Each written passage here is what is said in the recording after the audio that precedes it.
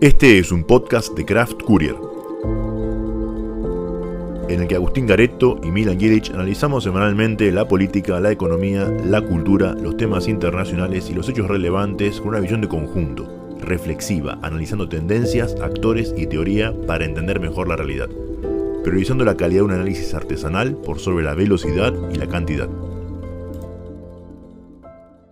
Este episodio está siendo grabado el miércoles 12 de junio por la mañana, por lo tanto, no hablaremos del tratamiento de la ley Bases y el paquete fiscal, que los analizaremos en el episodio de la semana que viene. En este episodio nos centraremos en cómo es ser periodista en la actualidad a raíz del Día del Periodista, que fue el viernes pasado, 7 de junio. Y para ello invitamos a un gran exponente del periodismo actual argentino, Horacio Righi, subdirector periodístico del diario El Cronista. Con él tratamos distintos temas. El primero, obviamente, intentamos que nos responda cómo es ser periodista en la actualidad. También la relación de los periodistas para con el gobierno, no solo con el actual, sino con los anteriores. Las redes sociales como una nueva herramienta y las nuevas formas de hacer periodismo. Y además, ya llegando a la mitad del episodio, cómo es la situación política y económica de la Argentina actual, según Horacio Righi, en estos primeros 6 meses del gobierno de Milei. Por último, hablamos con Milan sobre las elecciones en el Parlamento Europeo que concluyeron el fin de semana pasado.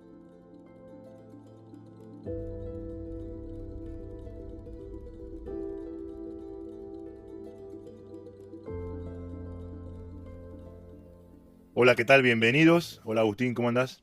¿Todo bien, vos? Bien, muy bien.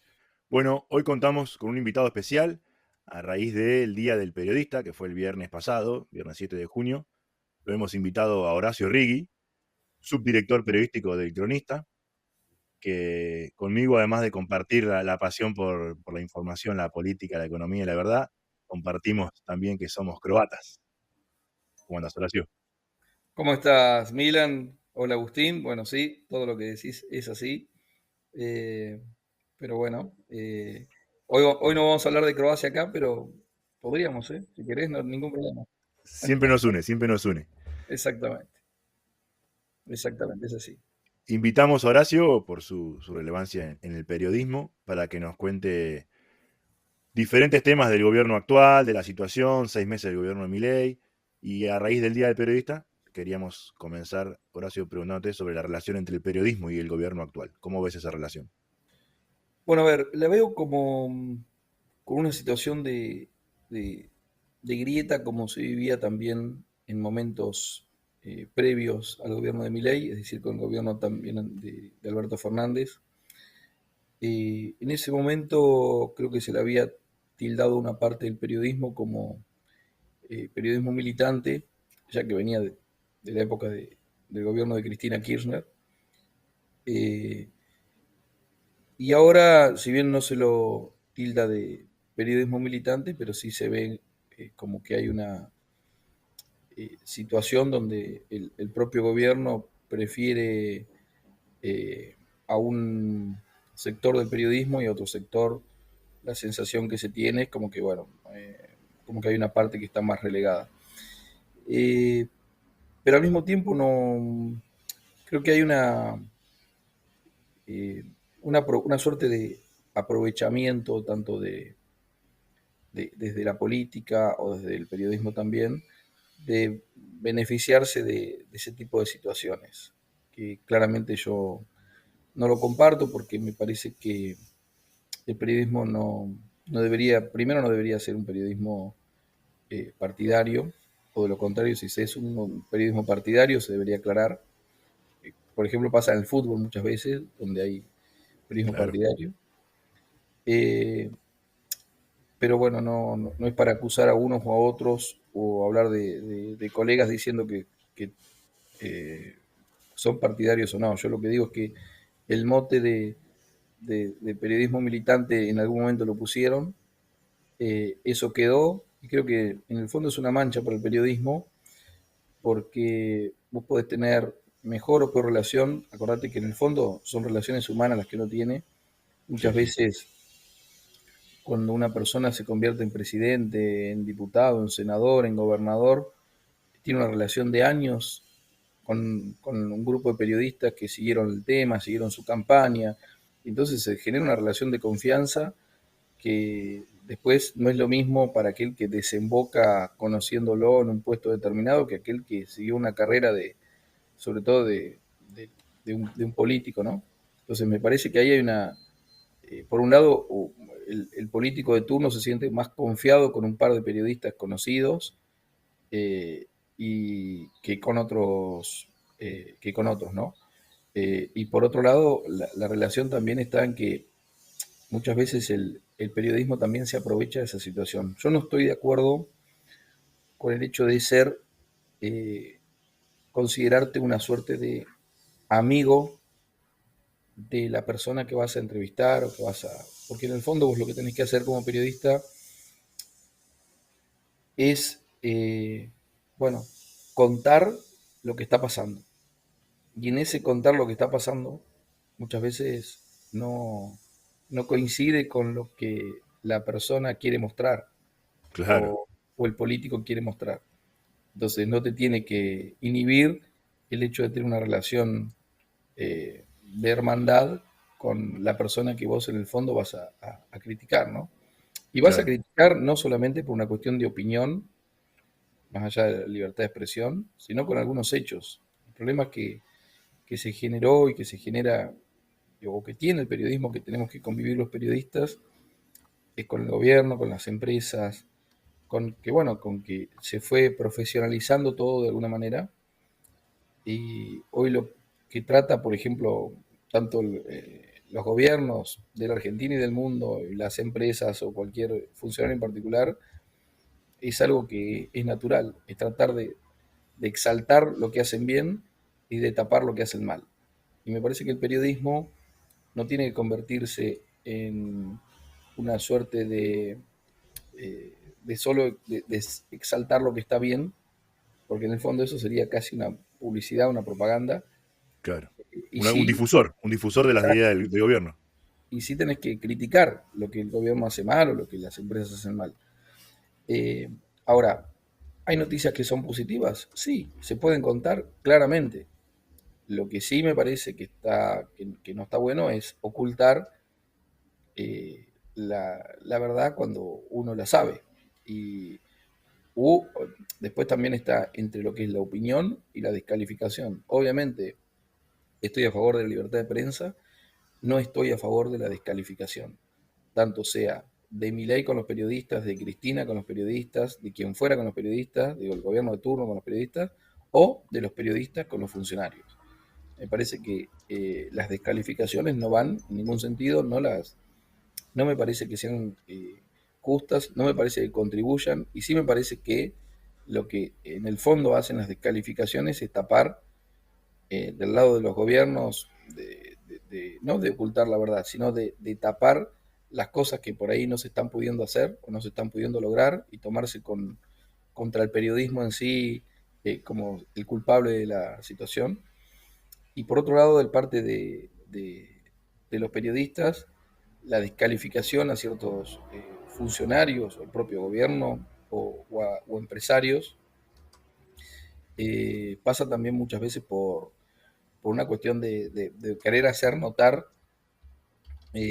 algo que, o exaltar, o tratar de ser más relevante en redes sociales o ante la sociedad, que de ejercer dignamente una profesión que, como todas, tiene buenos profesionales, profesionales mediocres y profesionales malos. Pero pasa en todas las profesiones del mundo donde lo importante tal vez no está en ser bueno o malo en la profesión, sino en tratar de hacer lo mejor posible, de forma digna, y bueno, cada cual con sus capacidades. Eso me parece que es una suerte de resumen de lo que creo que lo que es la relación del periodismo con los gobiernos. Excelente. Y mencionabas las redes sociales. ¿Y cómo influye en esa relación o incluso en la actividad del periodismo toda la desinformación que hay en redes y todas las fake news, las deepfake y las operaciones incluso también desde parte de la Ujú. política que se generan en las redes. Eh, Creo que ahí estamos ante un nuevo periodismo que de alguna manera nos tenemos que adaptar y que tiene que ver con que nosotros hasta hace 10 años hacíamos una suerte de periodismo de olfato, ¿no? Nosotros pensábamos que la agenda venía por este lado, que la gente quería escuchar eso, o que le dábamos a la gente lo que la gente necesitaba ver, mirar, escuchar, leer.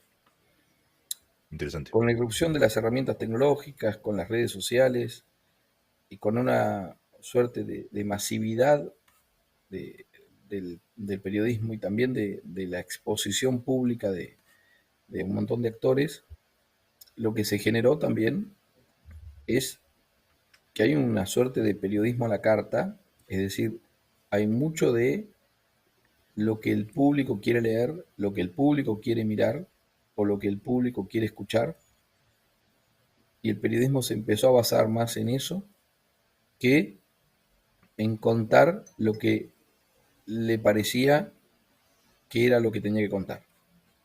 Ahora hay un montón de historias que no se terminan contando simplemente porque no son masivas, no le interesan a la mayoría y entonces directamente no se cuentan. Y sí se cuentan historias, a lo mejor donde son mucho más populares, pero que tienen más clic y que tienen más, más lecturas porque son masivas básicamente. Y ahí es donde tenemos que también tener en cuenta que lo que juega en la inmediatez, lo rápido que se juega en esto, las pocas posibilidades que entra en otro dilema con lo que es el periodismo en sí, de chequear la información, porque la inmediatez es enemigo del chequeo de información correcta.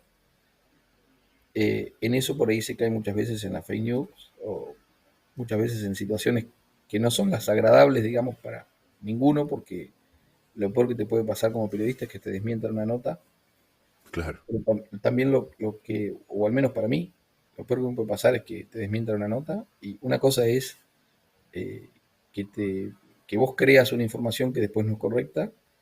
Y otra cosa es que publiques algo sin chequear porque salió en otro medio o por lo que fuera y que después termina siendo realmente una mentira lo que pasó, una operación o lo que fuera, y que vos pensaste que era verdad simplemente porque lo viste en un medio o en una red social. Entonces, lo que me parece es que una cosa es lo que comunica el gobierno de forma oficial a través de las redes sociales o lo que comunican las empresas, en el caso de un periodismo de negocios, y otra cosa es tomar como fuente algo que se está diciendo en redes sociales y creer que eso, tomarlo como una verdad relevada y publicarlo. Ahí me parece que hay un error, ahí es donde creo que hay una confusión importante entre lo que sirve del periodismo, lo que le sirven las redes sociales al periodismo, y otra cosa es el mal manejo que podés hacer como periodista de las redes sociales. O sea, las redes sociales tienen que servir para difundir la información, para tomar información, pero tomar información siempre y cuando puedas chequear de que esa información es la correcta. Publicar algo de redes sociales dándolo como una verdad absoluta y sin discutir, creo que es uno de los grandes errores que estamos teniendo y en los cuales muchas veces lo que nos pasa es que se terminan publicando cosas que no, están muy lejos de la verdad. Claro, que además incluso por ahí se toma del perfil, no sé, Julito123, y si nadie sabe quién es, y lo publicó y Exacto. se lo toma como verídico. Y ahí decías el rol del periodismo en las redes sociales de comunicar.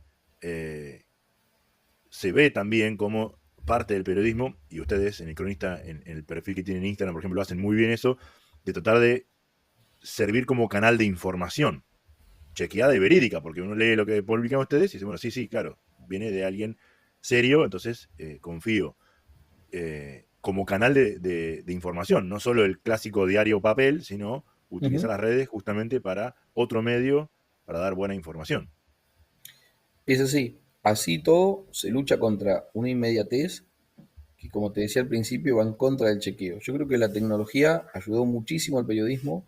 Hoy se pueden hacer una cantidad de notas que era imposible hacer antes.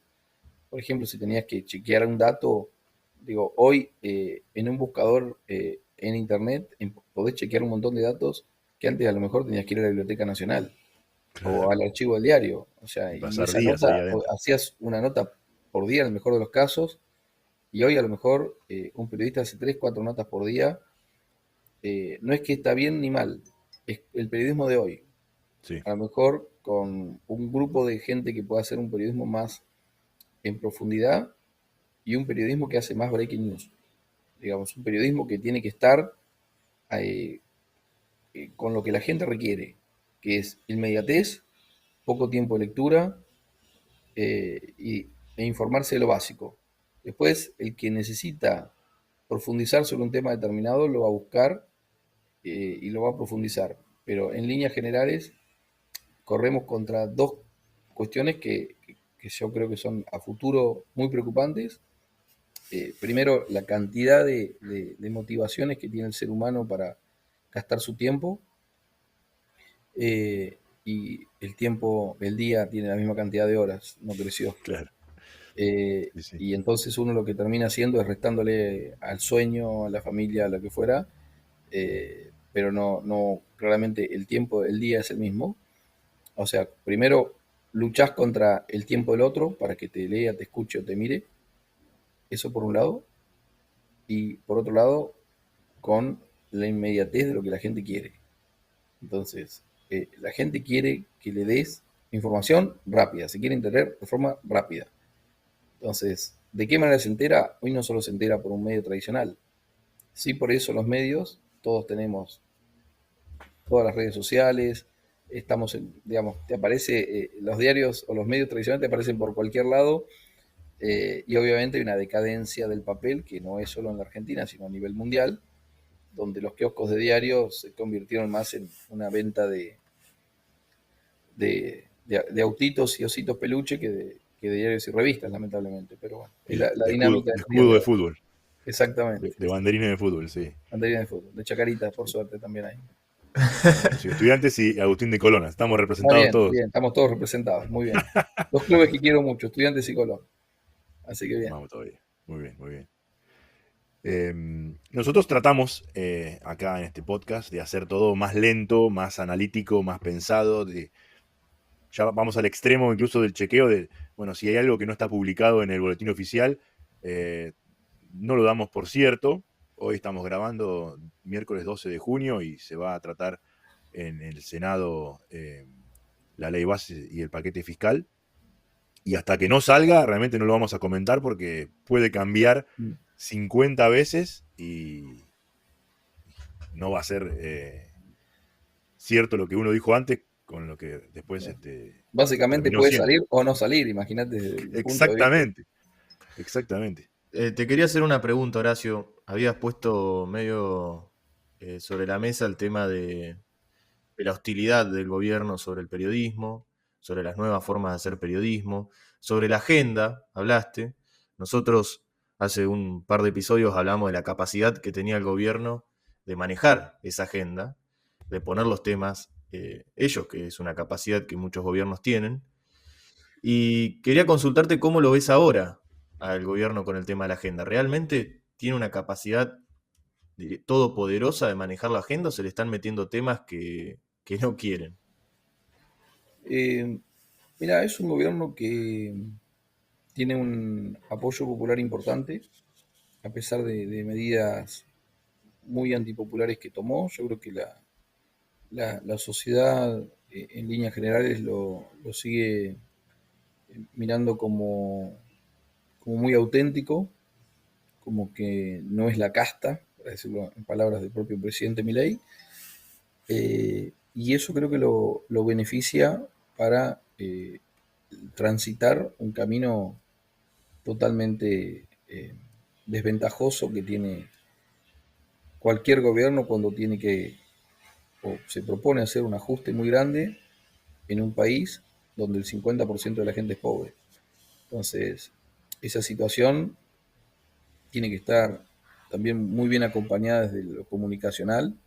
Yo creo que el gobierno en eso es excelente, en cómo lo fue comunicando. Digo, tenemos un gobierno que sin apoyo, el apoyo tradicional que podía tener cualquier plataforma política para hacer un presidente, el gobierno que tenemos irrumpió con eso de una forma no tradicional, que fue a partir de cómo utilizó y bien las redes sociales. Hubo un muy buen trabajo ahí de comunicación, de hacerse conocido, para que la gente después termine votando. Un discurso que también fue captado por la sociedad, no importa si estamos de acuerdo o no, porque obviamente esto es una cuestión de mayoría, ¿no? Y la mayoría lo terminó eligiendo. Más allá de que fue un balotaje, y eso también hay que decirlo.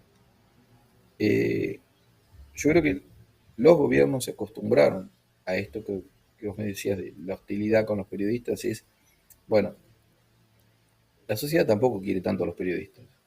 Esa es la realidad. Entonces, eh, digamos, criticar al periodismo, y el periodismo también es criticable. No hizo todo bien el periodismo, no hacemos todo bien los periodistas. Entonces, pero una cosa es criticar a los periodistas y otra cosa es culpar a los periodistas de la situación que tiene el país, por ejemplo. Entonces ahí me parece que hay una diferenciación en cuánto se utiliza el periodismo para decir sos la madre de todos los males, o criticar al periodismo porque no hizo bien su trabajo. Y criticarlo está bien, porque está dentro de la libertad de expresión del otro lado. Así lo veo yo por lo menos. Ahora, el periodismo no puede, digamos, no tiene que ser amigable con el gobierno. No necesariamente tiene que ser un periodismo amigable, tiene que ser un periodismo crítico. Y como te decía al principio, el crítico no quiere decir al mismo tiempo que sea una cuestión de desacreditación. No pasa por desacreditar, pasa por tratar de revelar la verdad. ¿Qué es revelar? Bueno, sacar a la luz algo que se quiere ocultar. O sea, vos te cuentan una historia y vos decís, bueno, pero detrás de esta historia, ¿qué hay? ¿Por qué está esto así? Y esa es la tarea del periodismo, ¿no? Y después, obviamente, contar lo que está sucediendo. El 10 de junio se cumplió, hace 2 días, se cumplieron los 6 meses del gobierno de Milei. Más allá de la parte comunicacional y de lo que venimos charlando, ¿cómo ves en líneas generales la política, la economía, eh, lo que viene realizando el gobierno en estos 6 meses? Eh, bueno, yo lo veo muy complicado.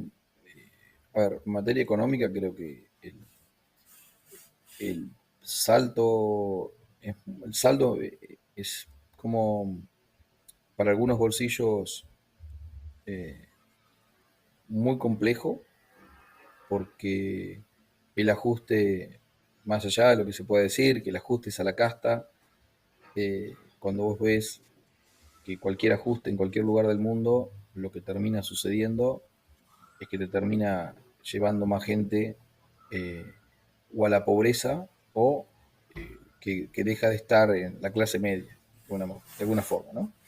Sí. Eh, ahora, el gobierno anterior nos dejó con 6 de cada 10 chicos pobres. Eso también es un dato de la realidad. Más allá de la pandemia que le tocó vivir, más allá de la guerra de Ucrania que encareció los precios de los alimentos, estamos todos de acuerdo con lo que sucedió. Lo cierto es que el gobierno de Milei digamos, empieza en una situación donde el país era un país con inflación muy alta, con una pobreza muy alta y con un gasto público muy elevado. ¿Qué significa eso? Con el gasto público hay cuestiones que en el mundo se discuten menos y en la sociedad se deberían discutir menos, que es, bueno, yo no puedo gastar más de lo que puedo producir. Me parece como una cuestión lógica. Y por otro lado, que el Estado, no es que el Estado no tiene un costo, el Estado somos todos y al Estado lo tenemos que mantener con los impuestos. Entonces, después de ahí, los gobiernos definen cómo utilizan ese dinero, cómo lo reparten. los primeros 6 meses, si vos me decís si estoy de acuerdo con las medidas que se tomaron, te digo que no, pero es una visión mía. Sí creo que el gobierno tuvo éxito en bajar la inflación, tuvo éxito en bajar el gasto público. Ahora, ese éxito es a costa de una reducción importante de lo que, de lo que es la economía. Es una economía más chiquita, es una economía, una recesión que todavía no se ve lo fuerte que es, y que es un plan que estos 6 meses lo podés tomar como la primera parte, es decir, demoliste la casa, ahora la tenés que construir, porque la casa que tenías era poco habitable, pero era la casa que tenías. Lo que hiciste, bueno, para hacer una casa nueva tuviste que demoler la que estaba, la demoliste. El tema es si ahora tenés las herramientas para poder crecer y hacer la casa, o si encima te vas a quedar sin el techo viejo que tenías. Esa es la realidad, no sé si le sirve la Sí, sí, sí. comparación, pero a ver, si vos me decís, eh, Milei dijo en un principio que la única billetera abierta iba a estar dada para los sectores más vulnerables, para capital humano. Lo cierto es que por ahí no alcanza con aumentar la tarjeta alimentar, digo, con aumentar los saldos, digo, porque el costo que tuvo el ajuste hasta ahora fue que los comedores, por ejemplo, más allá de la entrega o no de alimentos, se duplicó la cantidad de gente que va. Quiere decir Sí, que hay tremendo. mucha más gente pobre, Con eh, necesidades básicas, ¿no? Que con de no necesidades comer. básicas insatisfechas. Salís a la calle, hay un montón de gente durmiendo en la calle. Entonces, Sí, claramente hay un problema social importante en la Argentina. Entonces, vos podés tener inflación muy baja y podés ser un país muy pobre. Digo, Bolivia tiene una inflación muy baja. Bolivia es un país pobre. Ecuador no tiene dolarización. Ecuador no es Alemania. sí. Entonces, Buen hay, punto. hay palabras que se puedan decir. Una cosa es discutir el déficit fiscal y otra cosa es decir que la solución va a pasar por la dolarización o va a pasar por una baja total de la inflación. A veces, obviamente la inflación no es buena, pero no necesariamente tener una inflación baja nos va a convertir en un país rico. Eh, Me parece que lo que está en juego ahora es cómo puede gobernar un presidente que, si bien tiene todavía un apoyo alto de la sociedad, necesita gobernar. Para gobernar necesita que se aprueben leyes. Para que se aprueben leyes tiene que negociar. Eh, y si no, los planes, vos no podés aplicar cualquier plan a cualquier precio porque vivís en una democracia. Y este es un sistema democrático. Entonces, te guste o no, tenés que negociar. De hecho, lo que está pasando en el Congreso es eso. Después no importa si son todos buenos, todos malos, si cada uno responde a sus intereses, eso es parte de la política y está claro que es así. Lo que sí es cierto es que los inversores empiezan a ver que pueden estar de acuerdo con lo que Milei dice, con el programa de gobierno, programa político, económico, pueden estar de acuerdo con el alineamiento internacional que hace Milei, que podemos discutirlo o no, pero imagínate que estén de acuerdo los inversores con eso. Lo que también los inversores miran antes de poner la plata es decir, bueno, ¿qué posibilidades tengo de poner la plata y que esto sea un país gobernable? Porque no me alcanza con el discurso de que sí va a ser gobernable. ¿Qué posibilidades reales existen de que este plan tenga éxito? Bueno, y ahí está la duda. Y en esa duda empiezan a bajar los bonos y a crecer el riesgo país.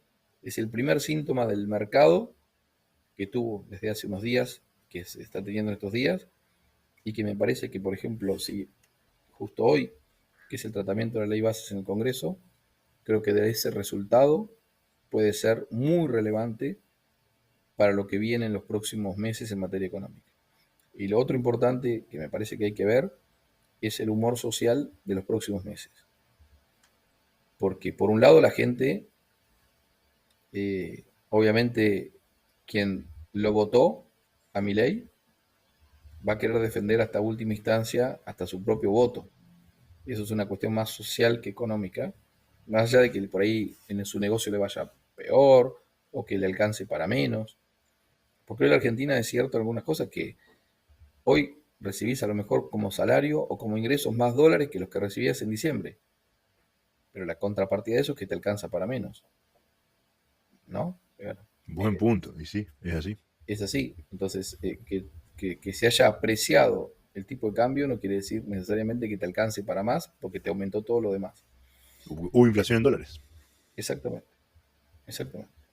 Y según la analogía que habías dicho, que me gustó mucho lo de destruir la casa, ¿crees que este gobierno tiene el arquitecto y los albañiles como para construirla? Mira, yo creo que este gobierno, el plan del gobierno en sí, funciona con inversiones. Eh, y acá me parece que es lo determinante. Sin inversiones, el arquitecto, va a estar el arquitecto, pero no vas a tener las bolsas de cemento y de arena para construir la casa. Digo, no, es un plan que va a funcionar así. Y después Argentina lo que terminó sincerando de alguna forma es una suerte de bienvenido a América Latina. O sea, cuando vos recorres América Latina, digo, los países vecinos de la Argentina no son Francia, Alemania, el Reino Unido, no. Son Bolivia, Paraguay, Uruguay, Chile, Brasil, Colombia, Ecuador, Venezuela. Nosotros podemos decir que hay algunos que están mejor, más ordenados, pero la mayoría tiene un nivel de pobreza muy elevado. Y la Argentina suplió ese nivel de pobreza, yo creo, que porque supo tener una muy buena educación durante muchos años, que hoy está en un declive importante, y que hoy la buena educación es para pocos en Argentina, es mentira que es para todos, más allá de que podamos seguir teniendo educación pública, y que eso no te va a llevar a ser lo competitivo que fuiste en América Latina en los próximos años, y que te estás encaminando a tener una pobreza estructural extremadamente importante. Entonces creo que el desafío de Milei o de cualquier gobierno en la Argentina es como te dije al principio, o sea, la Argentina tuvo, eh, cuando este gobierno empezó, 6 de cada 10 chicos eran pobres. Creo que el gobierno de Milei, al menos yo lo voy a juzgar como bueno o malo, si cuando termina su mandato hay 5 de cada 10 chicos pobres. Si hay 5 de cada 10 chicos pobres, el gobierno fue un éxito. Si hay 7 va a ser un fracaso. Y si hay 6 quedó igual. Muy buen parámetro. Lo voy a medir en eso al gobierno de Milei. Después, todo lo demás me parece que son cuestiones para ir transitando. Pero si no miramos lo que está pasando en los sectores más humildes, después no hablemos de la seguridad, inseguridad, porque no está asociada, pero está claro que si vos vas a tener niveles de pobreza más importantes, vas a tener niveles de delincuencia más importantes y vas a tener todo más importante relacionado a la seguridad. Entonces no podemos creer que toda la gente que está durmiendo en la calle con frío hoy y todo, bueno, que no sea una persona que vos pases por al lado y demasiado bueno que no te hacen nada. Porque sinceramente no creo que muchos de los que critican esa situación se puedan poner en el lugar de una persona o de familias enteras durmiendo en la calle como hay hoy. Digo, ¿hubo siempre? Sí, ahora hay más.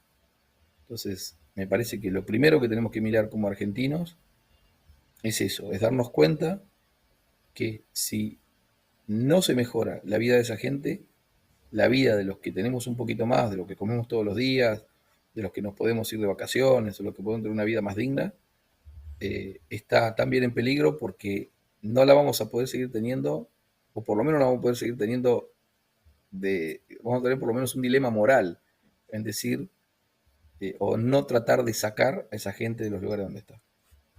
Muy, muy interesante análisis, eh, porque plantea cosas hacia el pasado, de lo que pasó en el gobierno anterior, de lo que dejó, y plantea muchas preguntas para el futuro próximo y futuro de mediano plazo.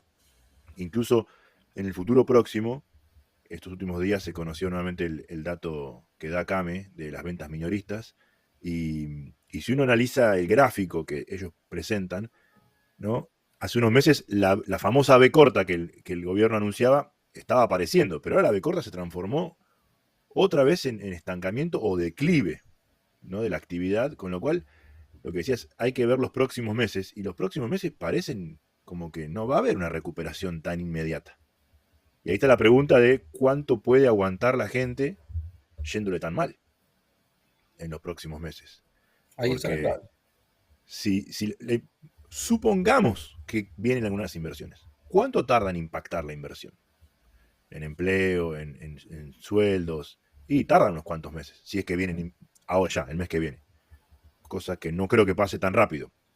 Aún así, bueno, ¿cuánto va a tardar la gente en perder la esperanza, lamentablemente, si esto sigue así, ¿no? Y es un tema Sí, preocupante. es una gran reflexión porque eh, como la inflación, cuando vos emitís dinero, la inflación la vas a ver a los 6 meses, 8 meses. Un ajuste en las medidas que tiene la Argentina, el desempleo lo vas a ver a los 5 o 6 meses. Es decir, eh, lo primero que hace la gente, lo primero que hace el consumidor es, cuando tiene menos plata, empieza a recortar gastos. Y cada recorte de gasto es algún puesto de laburo menos que Claro, hay en algún sí, lado. Si vos tenés un tipo de cambio alto, bueno, de alguna manera recortás más importaciones. En una economía globalizada donde vos necesitas también la importación para poder producir, eh, digamos, se empieza a recortar por ahí en diferentes sectores, pero lo cierto es que el dueño de un local o el dueño de una fábrica puede aguantar un momento determinado, y el consumidor también aguanta un momento determinado. El consumidor primero se pasa a segundas marcas, consume menos, pero llega un momento que dice, bueno, este dulce de hasta leche acá. ya directamente no compro. Bueno, quien fabrica el dulce de leche, si tiene 2 turnos, deja uno, porque si mucha gente pasa, bueno, y es así, es una cadena, es un derrotero. Por eso necesitas inversiones para que haya más trabajo, y al mismo tiempo la rueda empieza a girar de una forma, y hay muchas complicaciones, que no todas son provocadas por el gobierno actual. Digo, tiene 6 meses el gobierno actual, está claro. El gobierno recibió un gobierno con cepo y el cepo sigue, y levantar el cepo va a ser difícil. Y levantar el cepo, quienes lo quieran levantar rápido, cuando vos hablas con cualquier empresario que lo quiere levantar rápido, lo que tenés que sospechar es que ese empresario lo único que quiere es llevarse la plata afuera, o que la multinacional lleve la plata al exterior. Mm. Creo que la realidad es que el cepo es necesario que se levante, porque si no las inversiones está claro que es muy difícil que lleguen, porque cualquiera que pone plata, la pone para ganar plata. Entonces, es medio difícil poder invertir si vos no podés sacar el dinero del lugar donde lo invertiste. Pero al mismo tiempo, hoy para hacer eso, necesitas de una estructura que la Argentina todavía no tiene. Una estructura de cantidad de dólares que no tenemos. El otro problema es la liquidación de exportaciones. Con la brecha que se empieza a estirar entre el dólar oficial y el dólar blue contado con liquidación, lo que hace es que el campo todavía no liquide lo que tiene que liquidar. ¿Por qué? Porque cree que va a salir más caro. Entonces no lo está liquidando. Todas esas situaciones lo que hacen es complican un poco más una macro que el gobierno empezó a ordenar. Es cierto que lo empezó a ordenar, pero que en la micro tiene muchas deudas todavía y que van a seguir, y que muchas veces la solución, digo, las personas lo último que quieren perder es la esperanza. Entonces, por eso, bueno, vota a Milei porque no es la casta. Vota, pero después de Milei votará otro, porque siempre hay una renovación de la esperanza. Lo que es cierto es que para salir de una situación de crisis no se necesita una sola medida, y no se necesita de una situación determinada. Es un trabajo a largo plazo. Nos guste o no nos guste, es como si querer aprender un idioma de un día para otro. No se puede. Esto lamentablemente lleva mucho sacrificio, y salir adelante no nos va a salvar una cosecha, no nos va a salvar una inversión determinada, sí nos va a salvar si queremos ir a Mar del Plata, tomar la ruta 2. Creo que el dilema que tenemos hoy es si estamos tomando la ruta 2 o no. Pero me parece que ese debería ser el dilema nuestro. Es decir, bueno, ¿dónde vamos a ver la luz al final del túnel? ¿La vamos a ver por este camino? ¿O lo que estaba mal, pero resulta que este gobierno no es el remedio para esta enfermedad? Bueno, ese es el dilema que me parece que vamos a empezar a ver, y después la paciencia de la gente va a ser lo otro, me parece, ¿no? Bueno, Horacio, creo que esa conclusión que nos dejás nos va a dejar muchas ideas y preguntas para ir respondiendo en los próximos episodios y seguir mirando la realidad, buscando estas respuestas a esta pregunta, ¿no? ¿Cómo serán los próximos meses? ¿Qué pasará? Creo que nos has iluminado a nosotros y a nuestros No, oyentes. yo agradezco la posibilidad. Creo que cualquier argentino que esté en esta situación, digamos, de privilegio como podemos estar nosotros, tiene que tener conciencia en el país que está viviendo, ¿no? Y que creo que eh, las cosas están muy lejos de ser fáciles, eh, y, y lo importante también es, más allá de la esperanza que uno puede tener o no, ver la realidad de las cosas y construir a partir de una realidad. No estoy a favor de la grieta, no estoy a favor de fomentar la grieta. Creo que en este barco estamos todos, y me parece que por el bien de todos deberíamos querer que a este gobierno, al anterior y al que venga, le vaya bien. Está claro que en el medio hay intereses políticos, intereses económicos, está todo mezclado, pero creo que la gran conclusión de esto es que deberíamos aportar cada uno de nuestro lugar para que la situación realmente mejore, pero no que mejore para que podamos comprar dólares libremente e irnos de vacaciones al exterior, para que mejore para los que menos tienen. Si los que El menos bien tienen, común. exactamente. El Estado, cuando se habla de la desaparición del Estado, el Estado en cualquier país del mundo es una suerte de mediador entre los que más tienen y los que menos tienen. Y eso no necesariamente radica en sacarle a los que más tienen para darle a los que menos tienen. Es una suerte de equilibrio. Es como si tenés dos hijos, uno de 10 y otro de 2 años, y el de 10 le pega al de 2. Y la verdad que llega ese momento que vos como padre tenés que parar la pelea porque decís, mirá, Claro. no está bueno porque hay una desigualdad muy importante. Bueno, creo que esa en el fondo debería ser la función del Estado y debería cumplirse. Horacio, has sido muy claro, agradecemos muchísimo tu participación y como dije antes, vamos a seguir tratando los temas que han salido en este episodio. Muchísimas gracias a ustedes, chicos. Muchas gracias a vos, Horacio. Espero encontrarnos en primera el año que viene, con Chacarita y Colón. Espero. Ustedes seguro, nosotros creo que vamos a tener que esperar un año más, por lo menos. ¿Eh? Felicitamos al campeón, estudiante. Gracias. Adiós, hasta luego. Gracias. Claro. Chao. Adiós, chao, chao. Bueno, ya llegando al final del episodio, vamos a hablar un poco de las elecciones del Parlamento Europeo y para ello creo que es más que importante que Milan nos cuente tu experiencia, ya que como ciudadano europeo has votado. Así es, fui a votar el domingo para representantes por Croacia. Así que te pediría que nos cuentes un poco cómo son las elecciones y después ya nos metemos de lleno en los números y en el análisis, ¿no? Bueno, el Parlamento Europeo es el órgano legislativo de la Unión Europea. También tiene un ejecutivo, que es la Comisión Europea, cuyos miembros son elegidos por el cuerpo del Parlamento Europeo. Y los miembros del Parlamento Europeo se eligen por estados. Cada uno de los 27 países de la Unión Europea elige representantes según el tamaño de la población. Es proporcional al tamaño de la población, ¿no? Alemania, Francia tienen mucho más diputados que Croacia o Eslovenia. Y cada estado, además, decide cómo elige sus representantes. Por ejemplo, yo voté en Croacia una lista única. O sea, la misma lista, cada partido tenía la misma lista dentro de Croacia, en cualquier ciudad o para los ciudadanos que viven en el extranjero. Hay otros países en los que no, es que dividen su territorio en secciones electorales, ¿no? En circunscripciones, y eligen representantes por esas circunscripciones. Es federalismo, ¿no? Cada país determina cómo elige a sus representantes, a esos que les toca proporcionalmente en cuanto a su población. Sí, que es muy importante esta especie de autonomía respecto a las reformas electorales, por así decirlo, o a los procesos electorales en cada país, porque obviamente después llevan un poco a la explicación de los fenómenos, ¿no? Sí. Y lo interesante es que, como es proporcional, también va cambiando la cantidad de eurodiputados que se eligen.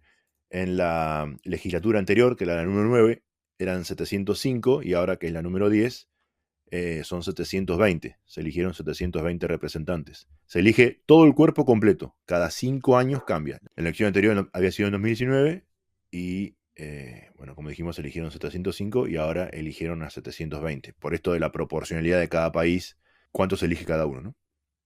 Sí, no es como en Argentina, que tenemos la misma cantidad de diputados y en base a los nuevos población, me acuerdo porque decía, no, pasa que cada diputado después concentra más ciudadanos. Sí, tal cual, tal cual.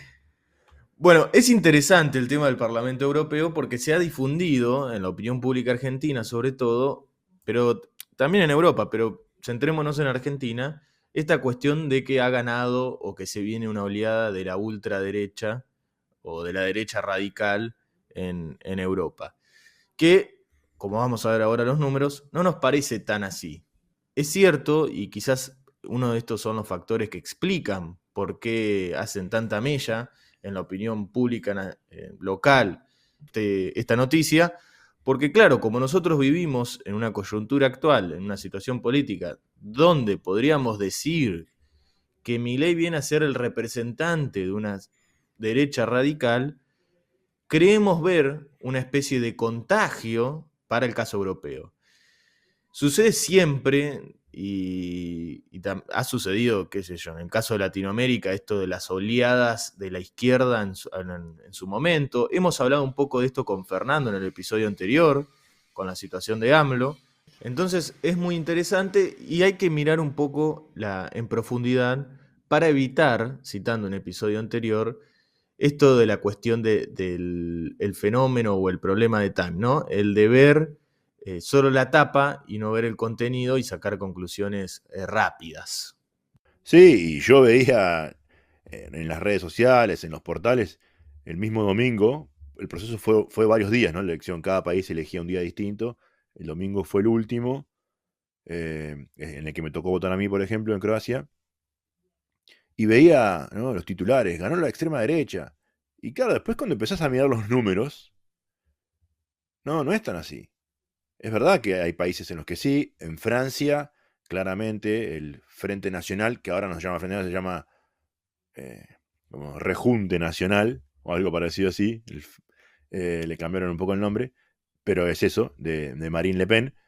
Es verdad que salió primera con el 30 y algo por ciento de los votos, y el gobierno de Macron sacó el 15-16, y fue el segundo. Y eso generó que Macron llamara a la disolución de la asamblea y elecciones.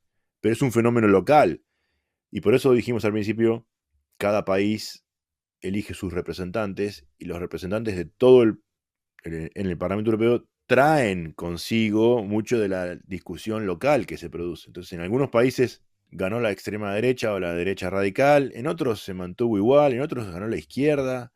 Es bastante dispar, no se puede hablar de que en todo el continente pasó exactamente lo mismo. No es un tsunami que pasó por arriba de Europa y el resultado fue el mismo, para nada.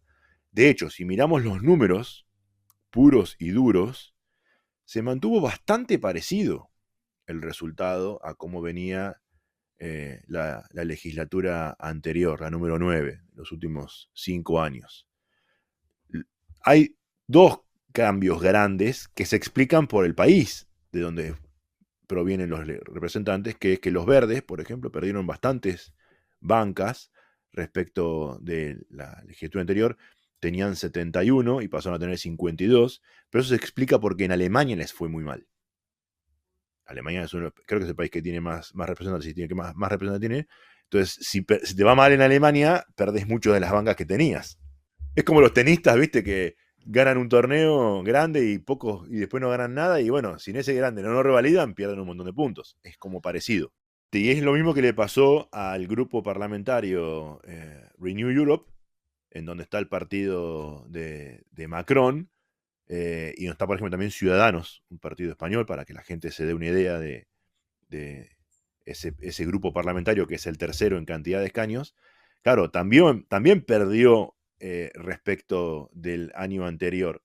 Tenía 102 en la legislatura que está terminando ahora, y pasó a tener 80, ¿no? Perdió bastante. ¿Pero por qué? porque perdieron en Francia, que también es un país con muchísimos representantes, el segundo en cantidad. Entonces, claramente, la situación local afecta al grupo parlamentario o al parlamento en general. Tal cual. Si te parece, veamos cómo han quedado los números de este parlamento Sí, y terminamos con conclusiones finales después. sí, bueno, dijimos, son 720 los nuevos lugares. El Partido Popular Europeo, el EPP, que es la democracia cristiana, la centro derecha, llamémoslo, por decirlo así sencillamente, 190 escaños, el 26% del total. El grupo de los socialistas y los demócratas, ¿no? Donde está el Partido Socialista Español, el alemán, 136, o sea, el 19%. Renew Europe, 80, que es el 11%. Después está el Partido de los Conservadores y Reformistas Europeos, que ahí están, por ejemplo, para que la gente se dé una idea, Fratelli d'Italia, el partido de Giorgia Meloni, o Vox, el de España. Esos quedaron con 76 escaños, el 11% del hemiciclo. Después está Identidad y Democracia, que, por ejemplo, ahí está el Frente Nacional de Marine Le Pen y la Lega, el de Matteo Salvini, el italiano, con 58, el 8%. Fíjense esto porque hacemos mención a qué partidos están, porque Fratelli Italia y Lega en Italia forman el gobierno. Ujú. Giorgia Meloni como primer ministro y Salvini como un miembro importante, creo que es el vicepresidente del gobierno italiano. En cambio, en Europa, a nivel europeo, están en grupos separados.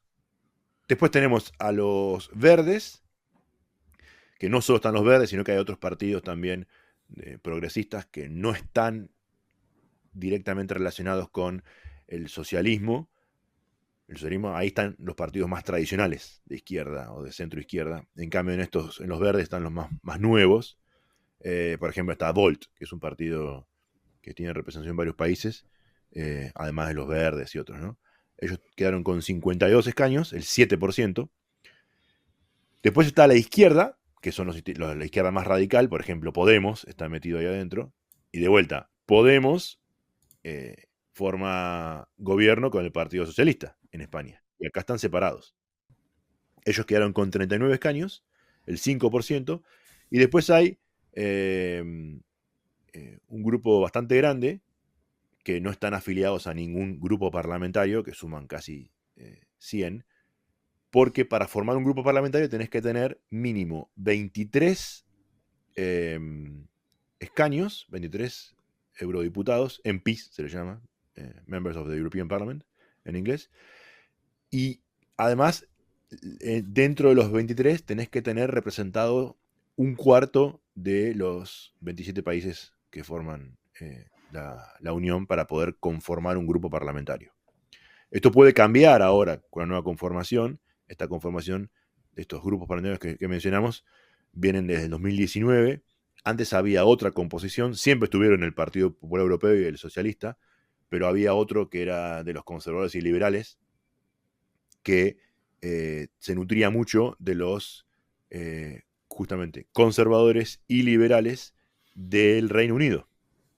Que cuando el Reino Unido salió, ese grupo parlamentario se disolvió porque perdió un montón de sus miembros. Y lo interesante es que con la salida de Inglaterra, el Partido Popular Europeo se convirtió ampliamente en el principal partido del Parlamento, porque los socialistas sí tenían a los laboristas de Inglaterra dentro, y al salir Inglaterra perdieron un montón de escaños. El Partido Popular Europeo no tenía ningún partido de los grandes de Inglaterra, por eso no, cuando salió Inglaterra, Reino Unido de la Unión, ellos no perdieron fuerza.